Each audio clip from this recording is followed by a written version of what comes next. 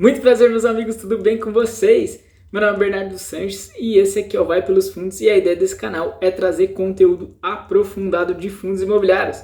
No vídeo de hoje a gente escolheu falar do VIGIP11, esse que é um fundo de papel que está entregando aí mais de 11% de yield. Ele está passando por uma nova emissão visando captar 250 milhões de reais. E um dado interessante, na última emissão, que foi bem recente, eles conseguiram alocar tudo em menos de um mês. Além disso, a gente vai falar muito sobre a gestora, a Valora Investimentos, até para você ter alguns insights muito importantes que vão te ajudar na análise de outros fundos da casa, como o VGHF11 e o VIGIR11. Tenho certeza que é um conteúdo muito relevante, muita informação bacana, então bora para esse vídeo.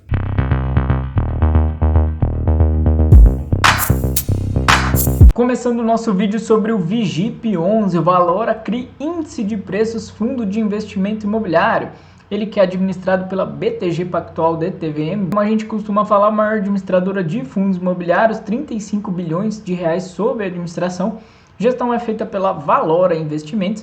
Segmento e mandato TVM, títulos e valores imobiliários. Então a gente está aqui com um fundo de papel para estudar e a gestão é ativa. Um pouquinho do histórico da Valora Investimentos, uma casa fundada há mais de 10 anos, contando hoje com mais de 2,7 bilhões de reais sob gestão. Atua em estratégias diversas aí, como renda fixa, crédito estruturado, fundos imobiliários e fundos de investimento em participação, o famoso FIP. No setor imobiliário conta com mais de 1,3 bilhão de reais sob gestão.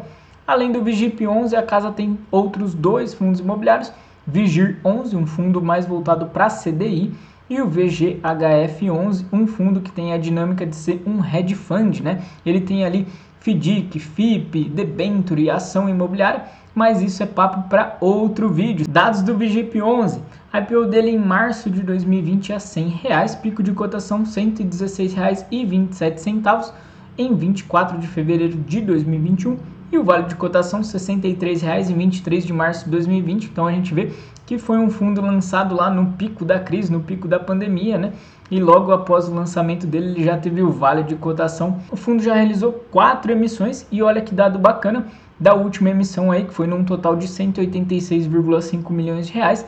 Ele fez a alocação praticamente de tudo em um mês, então foi uma alocação recorde, uma alocação muito rápida, e o fundo já está com uma nova emissão em andamento. É uma oferta 476, exclusiva para os atuais cotistas, visando aí 250 milhões de reais.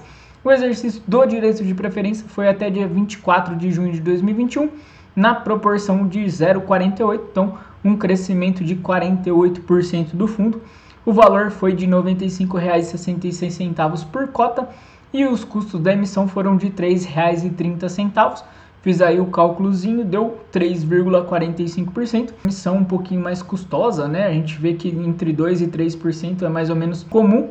Mais que isso é um pouquinho mais caro. Obviamente não chega ali no ápice de 4,5% do que a gente já viu. VIGIP no mercado hoje, patrimônio líquido de 513,4 milhões de reais. Um valor de mercado de 552 milhões de reais. O que dá um PVP aí de 1,08, então um pequeno ajuzinho. Esse ajo já foi bem maior, é que quando o fundo anunciou a última emissão, o preço veio um pouquinho mais próximo do patrimonial. Falando em liquidez, 3 milhões de reais negociados por dia, então um fundo tranquilo para entrar e sair. Ele é 58º dentro do IFIX, e tem uma participação pequenininha aí de 0,6% dentro do índice. Falando da base de investidores, são 28.317 cotistas. Taxas e rendimentos, taxa de administração 1% do patrimônio líquido, taxa de performance 20% do QCD, a distribuição de IPCA mais a média do yield anual do IMAB5. IMAB5, para quem não sabe, é uma cesta de títulos aí do Tesouro IPCA com um vencimento em até 5 anos. Cabe a gente destacar que caso essa média seja abaixo de 4%, vai haver o aumento de 1% aí nesse cálculo, e se for acima de 4%, mas abaixo de 5%, vai se utilizar o limite aí de 5%. Data com 8º dia útil, é o dia que você precisa ter a cota para ter direito a um rendimento, e a data de pagamento até o 13º dia útil. O último rendimento pago foi de 0,93 centavos, um dividend yield de 0,91%. No acumulado de 12 meses foram R$ 11,59 distribuídos, um dividend yield de 11,29%. Trouxe aqui dois fundos para a gente comparar, que tem carteiras bem voltadas aí para o IPCA. O Canip 11 distribuiu R$ 11,41, um dividend yield de 10,46% em 12 meses. E o BCRI 11, um rendimento de R$ 13,26, um dividend yield de 11,86%. Partindo agora para os highlights do relatório gerencial de maio de 2021. Se você está gostando desse vídeo, então já peço seu like, peço seu comentário.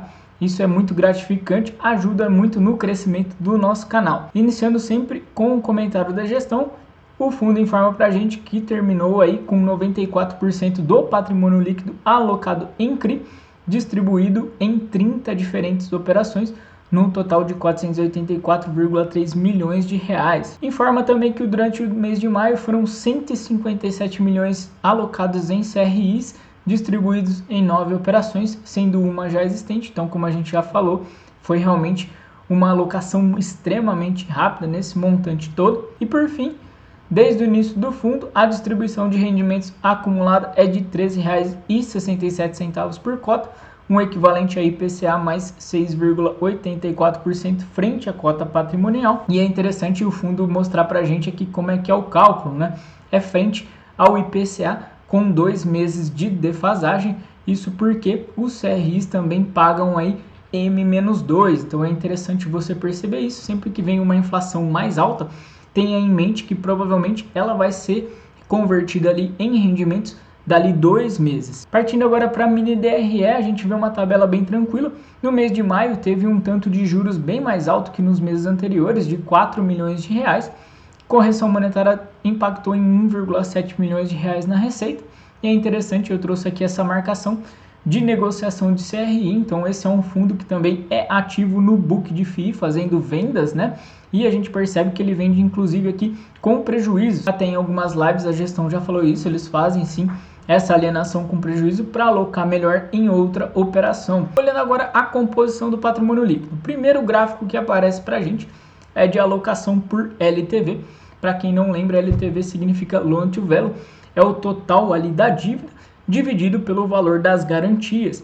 E é importante a gente saber que por regulamento o VIGIP 11 ele só pode investir num CRI que tenha rating internacional ou tenha garantia real. Nunca vai ser ali um CRI que não tenha nenhuma dessas duas garantias, ok? Então são 6,6% da carteira em CRI sem garantia real, 9,4% com LTV acima de 75%, um LTV bem alto. Lembrando sempre, o LTV quanto mais baixo, melhor. E o grosso da carteira, praticamente 60% do PL, está aqui em LTV abaixo de 60%. Eu sempre gosto de ver LTV abaixo de 60%. Sempre comento com vocês que é mais ou menos o percentual de alienação extrajudicial de um imóvel. Outro dado que eu quis trazer para vocês é de alocação por tipo de emissão. A gente vê que 100% da carteira são de emissões 476.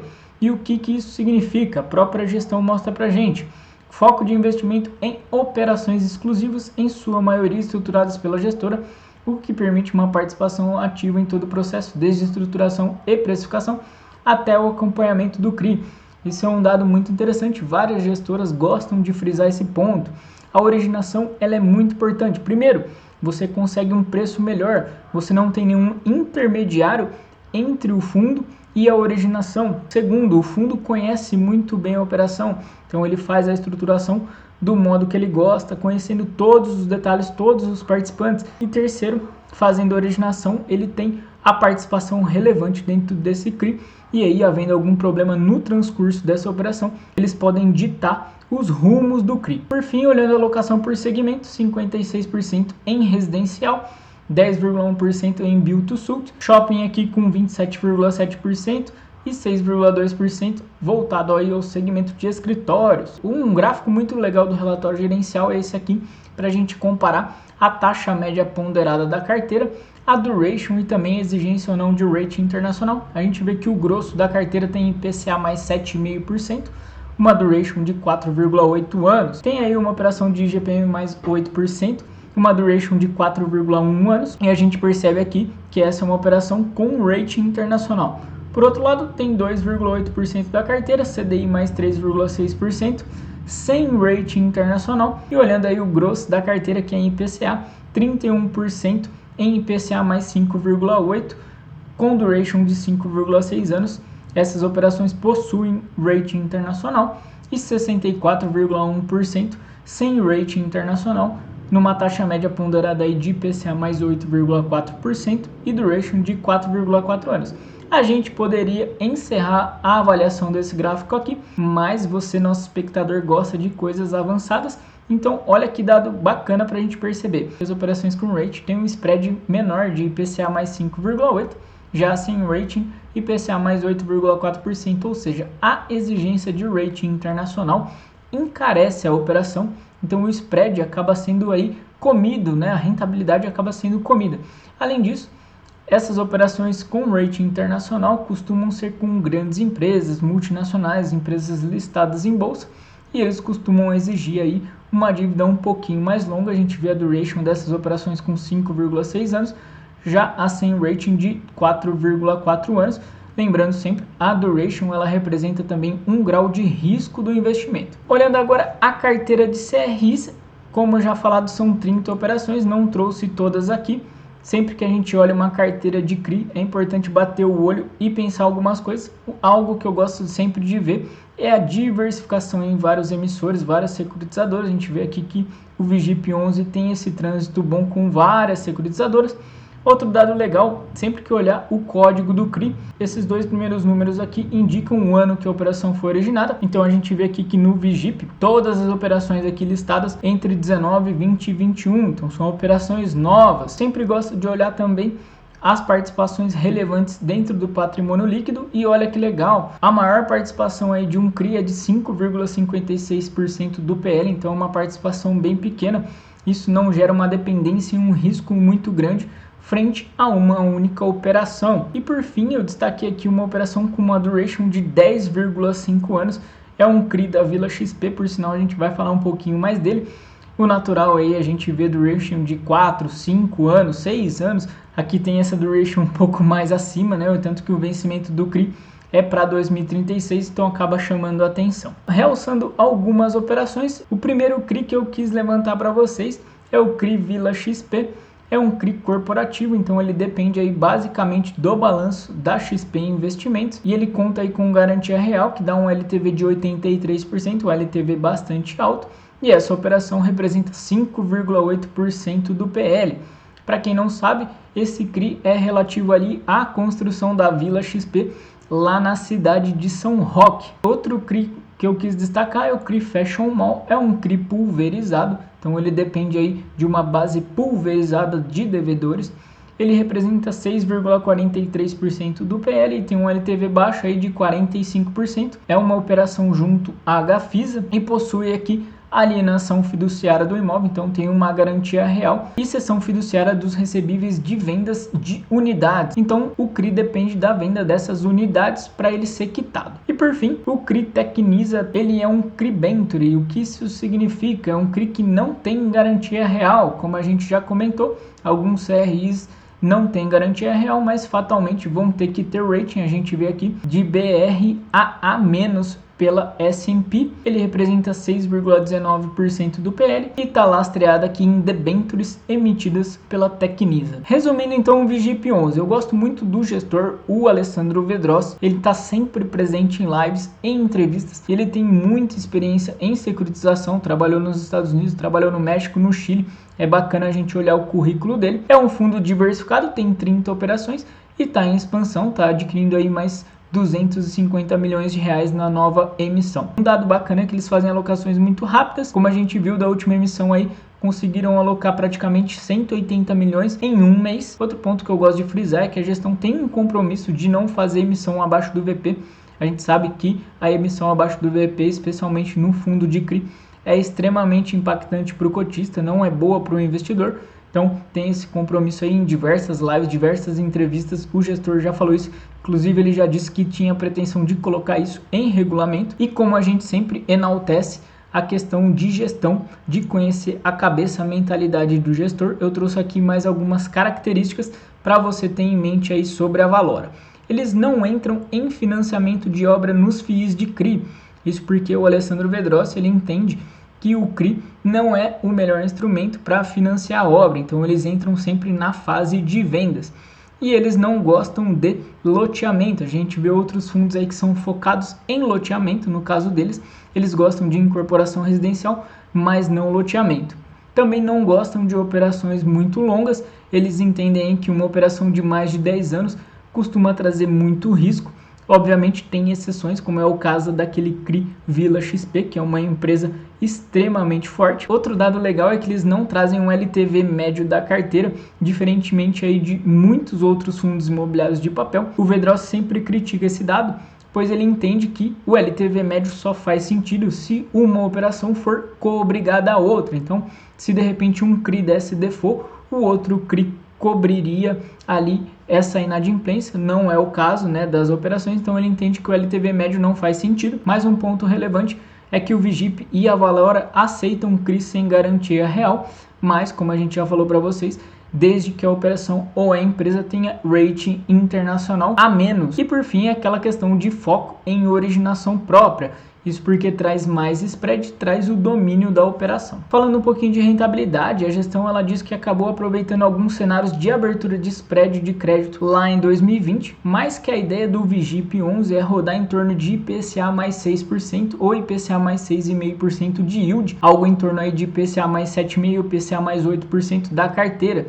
Ou seja, a gente encaixa aí o Vigip 11 como um middle risk baixo, vamos dizer assim, mais próximo ali de um high grade do que um high yield. E esse dado é muito relevante para você fazer os seus cálculos de precificação. Outro dado importante é que o Vigip e Vigir, eles nasceram para serem concorrentes ali de Canip e KNCR, né, dois fundos gigantes da Kinea, sempre visando um spreadzinho, e a gestão sempre diz que ambos possuem a mesma regra de crédito. A diferença é que o Vigip 11 é voltado aí para IPCA e operações um pouquinho mais longas, e o Vigir é indexado em CDI com operações um pouquinho mais curtas. E aí eu trouxe uma projeção para a gente. A ideia do Vigir 11 é rodar em CDI mais 3%, a gente pensando na estabilização da Selic em 6%, que é mais ou menos o que o mercado entende como natural.